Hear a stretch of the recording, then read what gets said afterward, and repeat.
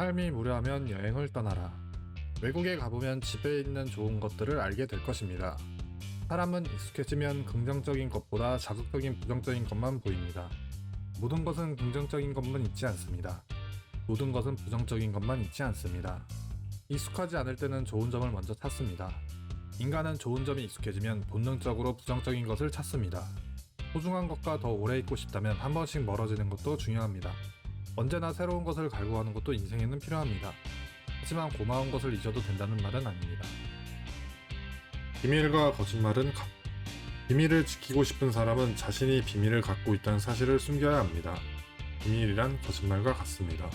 거짓말을 상대방이 모르게 하려면 상대방이 거짓말인지 모르게 하면 됩니다. 인간은 인정받고 싶은 욕구가 있습니다. 그렇기에 인간은 모두가 똑같은 실수를 합니다. 누군가에게 비밀이 있다는 사실을 말해버립니다. 비밀을 가지고 있지만 알려주지 않는다고 해서 상대방이 수긍하지 않습니다. 모름지기 비밀이란 본능적으로 파헤치고 싶은 법입니다. 상대방도 본능에 따라 비밀을 파헤치고 싶지만 당사자도 말하고 싶은 본능에 휘둘립니다. 이 어설프고 애매한 관계에서 다툼이 생깁니다. 착각하지 마세요.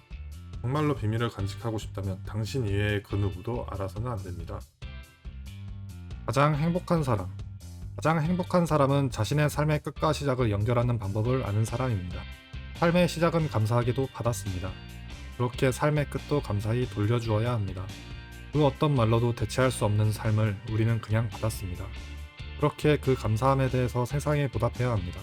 하지만 그런 감사함 따위는 더 이상 볼 수 없는 시대입니다. 모든 걸 주고받기에 세상은 자연스러웠습니다. 하지만 이제 사람들은 늘 생각만 합니다. 누구도 주는 법을 알려주지도 말하지도 않습니다. 개인의 노력은 의미가 없습니다. 모두가 함께해야 합니다. 그래야만 행복이 있습니다. 오히려 칭찬이 어렵다. 특히 자리에 없는 사람에 대해서는 친절한 말을 아낌없이 베풀어 주십시오. 상대방의 앞에서도 마찬가지로 아낌없이 말해도 좋습니다. 하지만 앞에서 하는 말은 상대방이 의심할 수도 있습니다. 당신은 선의로 친절한 말을 했지만 오히려 서로 기분이 나빠질 수도 있습니다. 정말 하고 싶은 친절한 말이 있다면 상대방이 없을 때 아낌없이 하시기 바랍니다. 전달이 안 돼도 상관없습니다. 당신이 상대방을 존중하는 마음이 사라지는 게 아닙니다. 상대방의 장점을 가감없이 존중하기에 당신에게도 좋습니다. 빡빡한 세상 속에서 상대방의 장점을 발견하고 인정한다는 것은 오히려 대단한 것입니다. 생각해보세요. 당신의 오늘조차 여유가 없는데 상대방이 인정을 해준다면 그것만큼 뿌듯한 일은 없을 것입니다. 용기에 대한 객관성.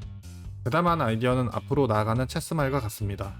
패배할 수도 있지만 승리하는 게임을 시작할 수도 있습니다.